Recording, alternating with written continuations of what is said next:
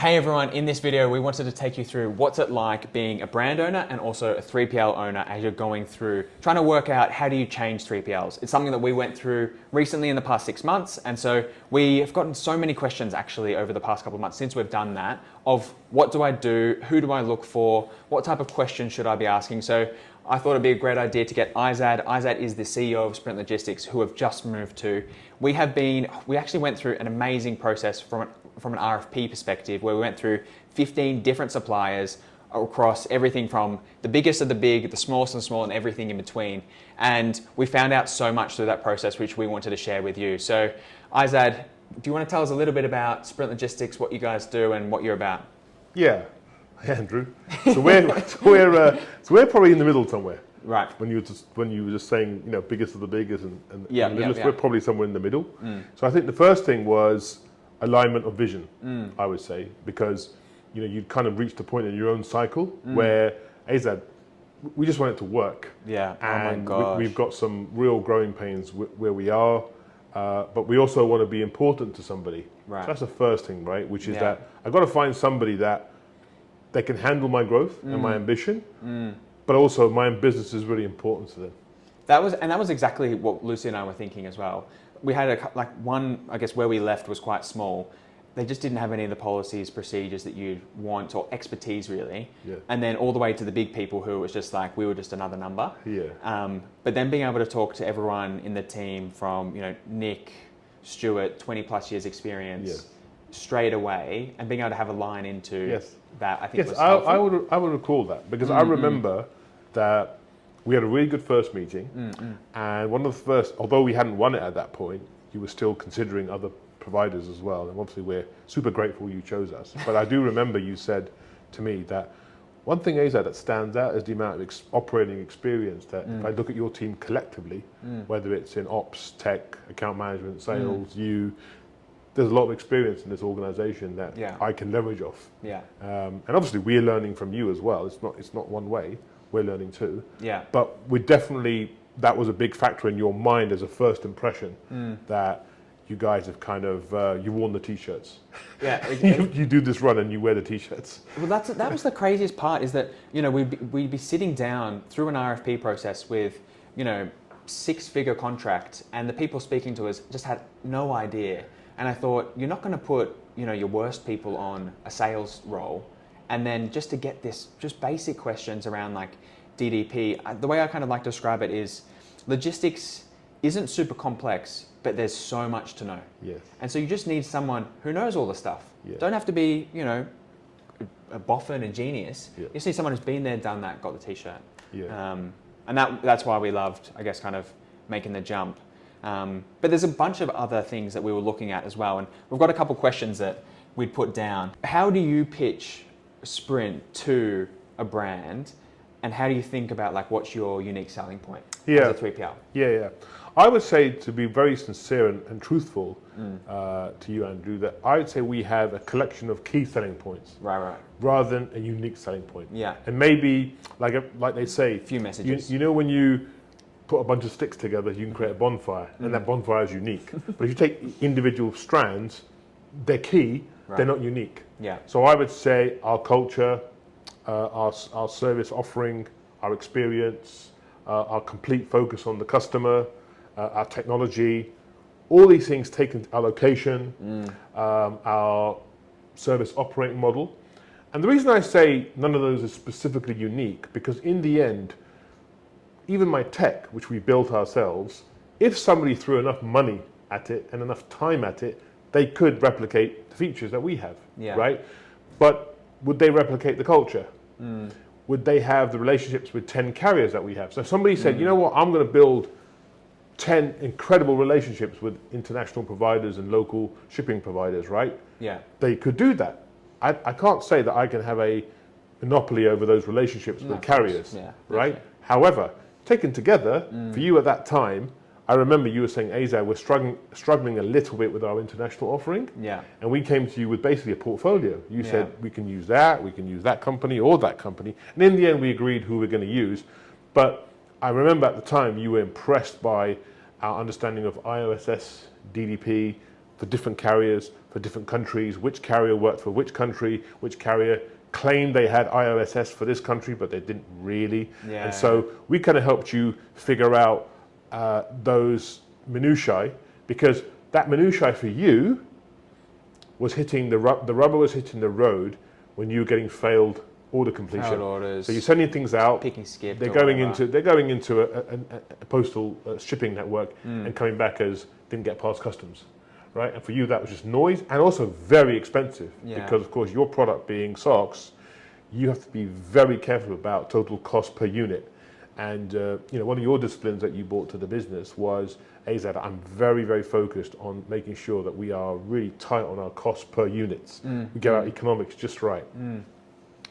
For those that don't know, I have a financial background, as does Andrew. So actually, we both enjoyed sparring. A bit of a spar on the model. Because when he could argue with me, when you could argue with me about AZ, that's where I need my numbers to be. You're not dealing with a person who doesn't understand finance. I was like, great, it's a commercial conversation. What works for Sprint, what works for Bearkind? Let's try to find a model that works for both of us. Well, that was like, I think there's a few big takeaways there. Like, going through the financials and the model, we kind of spent so long kind of building this model, which actually, guys, I'll chuck a link up onto the top and you can download a template that we use that answers like all of the RFP questions and in particular the pricing, because that was something that when you kind of get an idea of what everyone's about, you then, you narrow your funnel down on pricing, you get to some people that are attractive, and that's actually what we did.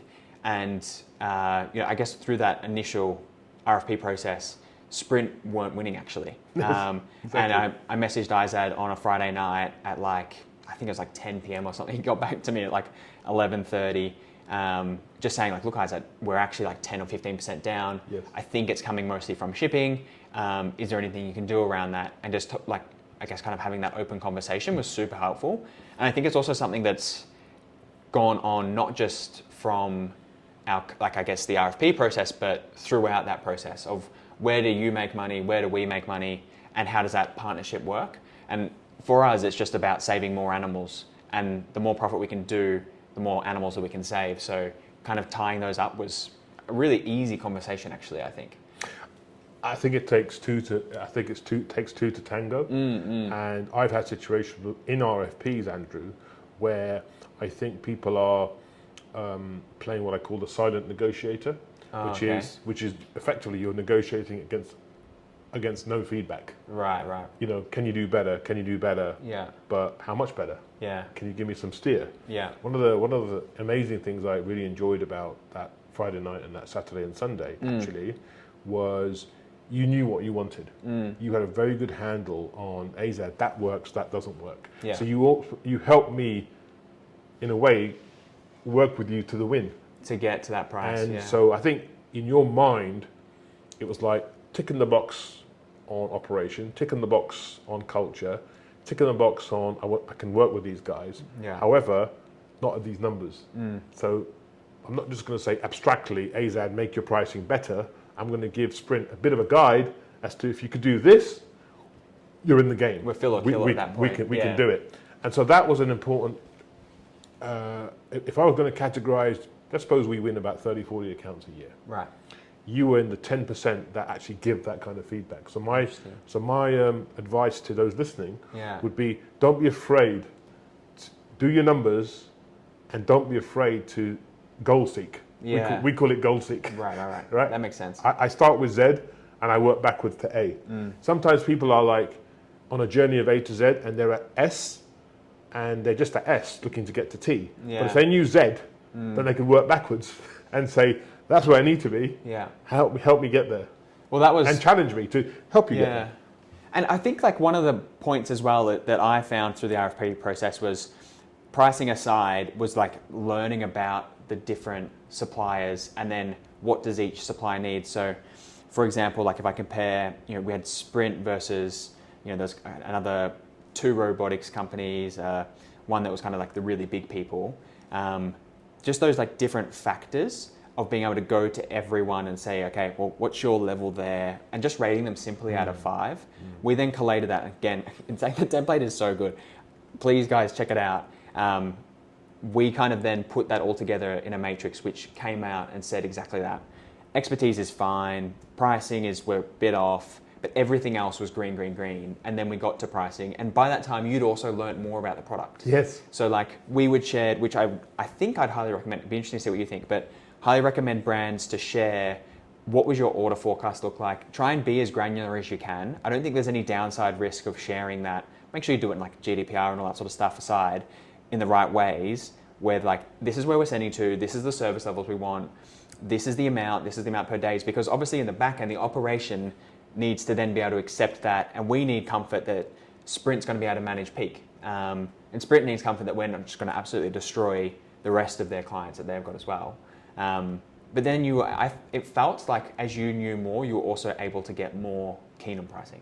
Yes, I'd say. And I would say in your particular case, Andrew, I'd say that you know, from a D2C perspective, are disproportionately spiky versus many of our businesses. And in fact, as a businessman, that is one of your goals in life, is to kind of smoothen that curve of demand over the year.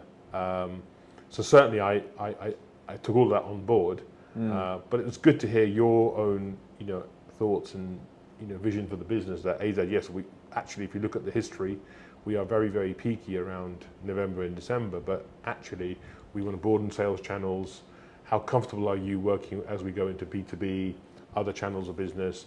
Can your tech keep up with us as we keep changing our service mix? Because really, we don't just want to be a November, December business. We want to have a business that, and you know, true to your word, you are performing bigger than on a current basis, and we're sitting here in June, July. Yeah, I think 45% up year on year. It's hot, but still, actually, your numbers on a daily basis, you know, prove testimony that you know, elements of your strategy are coming through actually, and that was important, I think. Well, and like you touch on something that, like, there's a learning curve I think that brands go through as well, that we're going through. Of, you know, we don't just come out fully formed on what we're going to be doing with our operations, and that's been helpful as well, because I think I speak to some brands where, you know, the first warehouse they're going into is tiny. It's, you know, kind of a one-man or woman shop, and that's totally fine, but it's not going, you're going to come across issues quite quickly, I feel. And I think there's probably like a nice medium that we hit with size and that we're still learning. So for example, like, you know, what does our bundle proposition need to be? And there's these unique parts of the business that we're still working through and trying to work out, that's been helpful. I think also one of the other questions, and maybe the points that I wanted to make as well, is like, as a brand, kind of going on your gut feeling around a few things is probably right, but not on a few other things. So going on our gut on expertise and just service levels, that was super important. And sure, it was informed by, you know, we were messaging at 2 a.m., 6 a.m., ridiculous times, but that was during the RFP process. But kind of going through that, like, what do I feel about expertise and customer service was crucial. You don't obviously want to do that for pricing and other areas, but I don't know, how do you think about that as a brand or as a 3PL? What would you say around customer service and I guess the feel? Do you know what I mean? I would say that generally speaking, we like customers that interact. So our service model is not built around some kind of a ticketing system where we want hundreds and thousands of clients, and therefore by definition the business model is built around very thin layer of service. And there are 3PLs that are built. Well, that's where we came from. I think our account manager had 30 clients. It was unbelievable. No wonder nothing got done. So if I take this particular building I'm sitting in, we have here about 70 clients, 80 clients, and we have 8 account managers. So on average, that's that's 7 to 8 to 10, depending on the size of the client. That's about up to 10 accounts per account manager, which is a very different ratio to what you were used to. The conclusion from that is that, sure, you have to pay a little bit of an account management fee, but in terms of the expertise that you have and that immediate access, is powerful and strong. And think about it, we're now living in a world of tight supply chains. We're living in the world of our motto, make e-commerce flow. So for you to feel that there's already somebody that you can get to quickly to resolve something, to alert to something, to feed back to something, Yeah. I think is a powerful formula that we've just I think we're never perfect, but we're certainly happy. The challenge for us has been the dimensions. Yeah. What I mean by that is that roll back 5 or 6 years, it was largely email. Yeah. Then along came WhatsApp. Then along came Slack. Right. So there's other channels. There's also Gorgeous or Georges. Yeah, gorgeous. Yeah. Gorgeous, yeah. So there's other channels that our service team have to get used to, trying to integrate themselves into the way in which our merchants are working, and they're using different platforms. So part of that has been an account management team that can multi-skill and really to our clients feel like they're part of the fabric of, of their business. But I think, we got Lucy, my soon-to-be mother-in-law, and Lucy's mum in actually when we were doing the move. And one of the things she said, she was like, I don't know, I get the right feelings. And it's such a weird thing to say, but like, if you're a brand looking for a 3PL, there will be some places you'll go into and you won't get anything. It'll be a transaction, and that's not what we were looking for. But you also get the other places where it's super familiar, or like, the family ethos Super is homely. there, super homely, but you just don't get the sense of the expertise. Yes. And I thought that was a big pickup for us. The other one we were looking at as well, as a brand kind of coming in, was around innovation, and we want to be part of, I guess, the solution around a whole bunch of things, ethically, socially, all as well as environmentally. But we were also considering another place that was robots, all robots, which we ended up not going with because it was just too process driven, and we probably weren't going to get there, I think. And we've got a relatively light, what do you guys call it? Light, small shipping object that we needed to kind of get out to customers. But when you put it all through robots, you just lose it. And so we actually didn't go with it, but you guys are getting robots soon. Yes. What's happening with that? So our first element, which we went over a little bit, was our WMS platform, which we've been building now for about 10 years. It's called Bolt. It's not the finished article, but it's almost there. I think give it another year and I'll be ever so proud of it. And so clients right now are getting most of the features that they want. But that's like, we're there on 95%. What are you missing?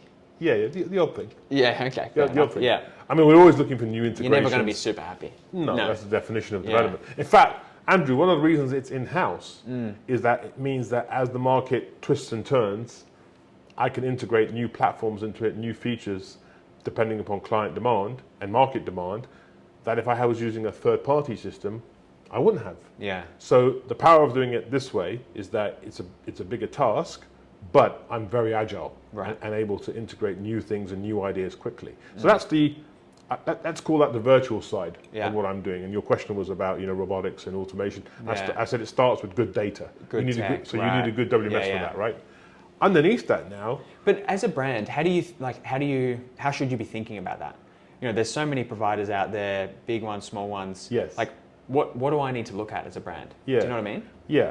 So you got to look at your product. Yeah. Right. If your product has any notion of batches, best before dates, shelf life, any notion of size parameters, different SKU sizes, if it has things which create bundles, we're in the market with bundles, has this company got experience and does its technology allow itself to handle all those things? Yeah. Does it have the number of integrations? If it's missing an integration, how good is this company at being able to create a new integration and then work with the provider? In fact, if you remember one of your early reference calls, I mentioned to you we're working with another kind of environmentally focused business that does jewelry. Yeah. And I just mentioned it when you were doing the tour of the business. Yeah. And then about a few weeks later, when you walked back into the warehouse, you were like, "Oh yeah, Azad, I called them up." Yeah. And if you remember the conversation, and I'm honest about these things, you said that they told us that they were just struggling a little bit with the tech integration. Right. But those are now nailed. Obviously, that conversation was 6 months ago. Yeah. But we nailed a very, very, very complex integration with that company, and now that company is going gangbusters. So I'm just giving you an idea that if I didn't have those skills in-house and they were on a particular platform that doesn't really exist in Europe, it's an American platform, how would anyone else do that business if they were trying to outsource that integration to a third party. That's the point I'm trying to make. Right. Then moving on to automation. Just on WMS, because we're going to have heaps of questions on this. Okay. It's just people are going to be too focused on the solution that should do everything, but the honest answer is every solution that we've looked at hasn't been able to do everything. Yes. And they will tell you that they can, but what we heard from Sprint was like, well, this is actually where we're missing at the moment.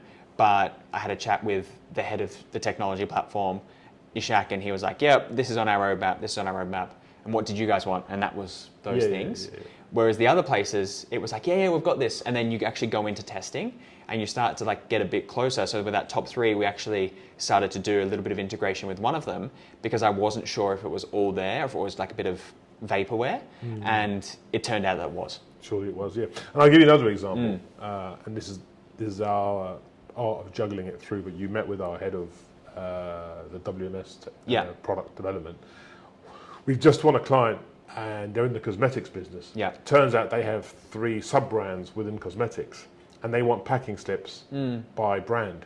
Sure. Okay. Now we can do packing slips at a master level. Yeah. But depending upon the order, they want a different packing slip to pop out at the end. All from the same Shopify site. From the same master integration. Right. So we're having to find a neat solution that will allow the WMS to say, okay, that's brand A, that's brand B, that's brand C, all coming from the same Shopify, but there's some kind of tag that sends the packing slip out in blue, yellow, and green. Obviously, it's not blue, yellow, and green. I'm just saying that before the different brands.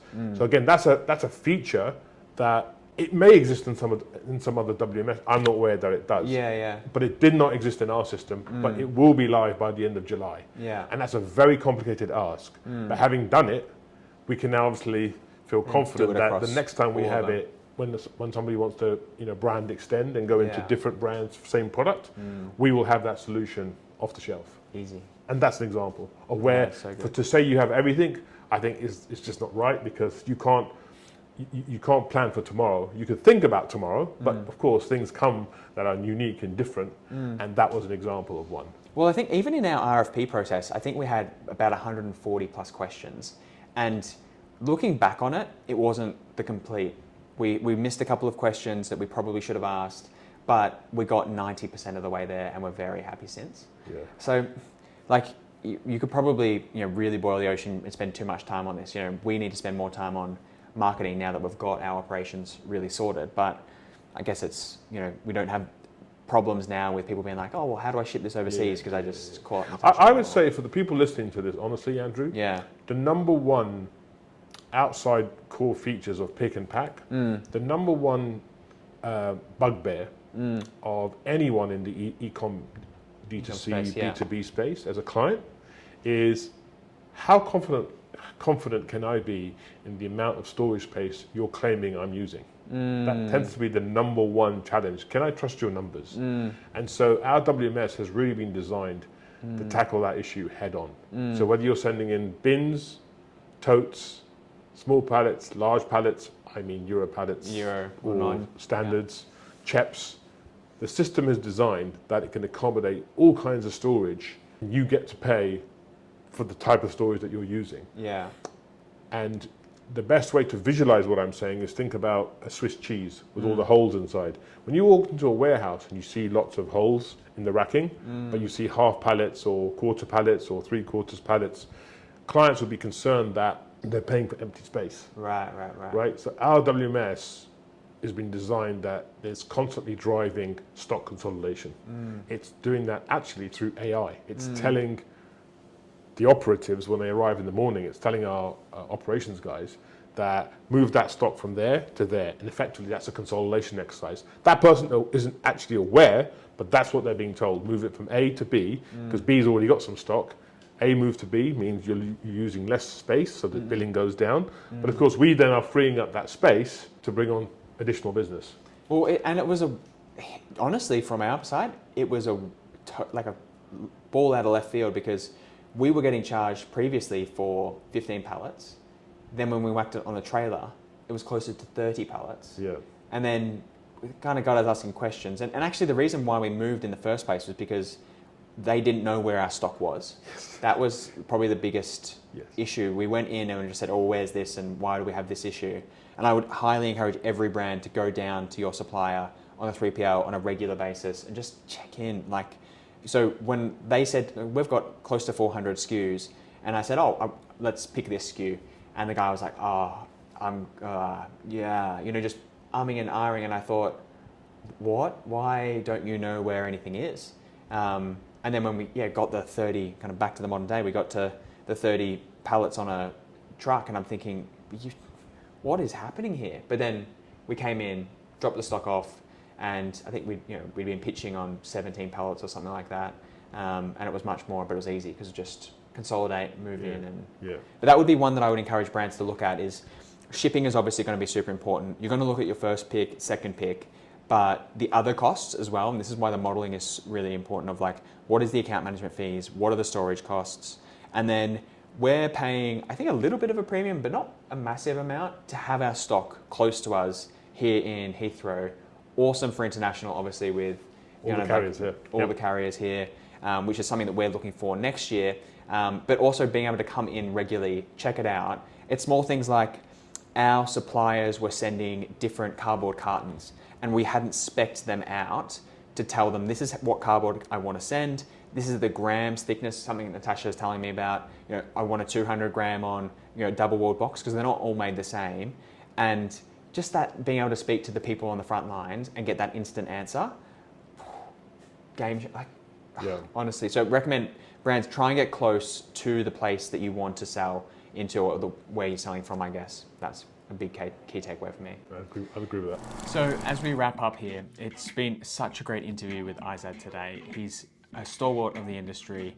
He's grown the business of Sprint Logistics from a small warehouse to multiple, and now they're in multiple countries as well, which we love to see. And reflecting on our conversation, but also reflecting on the past year working with Sprint, it's so important to realize the value that the right third-party logistics provider can provide you, like Sprint does for us. As I hope you got from that conversation, it was really like a back and forth, and that's what you should be looking for in your third-party logistics provider as well. You need to understand what they're about, they need to understand more about your product, and it's really crucial that you guys get together and are able to work together on a pretty regular and consistent basis. Not only that, it's also a lot of fun. Working with Sprint and the whole team there, Natasha and everybody around Natasha, has been a fantastic experience for us. It's so important because it allows you to get focusing on what matters most, which is your brand. And when you get third-party logistics right, it just works. But when you don't, it can become the bane of your life. And so that's why it's been so important for us to go through this journey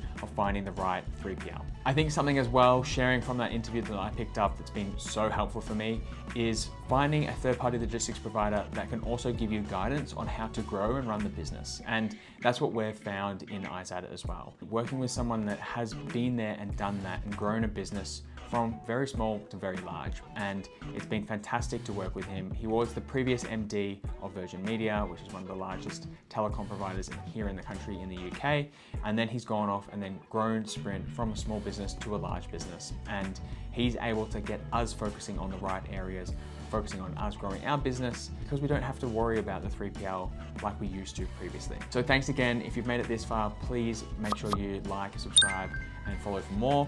We have got so much more content coming over the next couple of months. We're really excited to see what we've got in store for you guys. We're going to continue to focus on wholesale. We're going to be talking more about sales agents, how to work with them, what to avoid, and also, of course, we're going to be speaking more about our logistics providers as well, as we know that's something that you guys are looking to get more information on. So if you've liked this video, please do like, subscribe, and follow for more.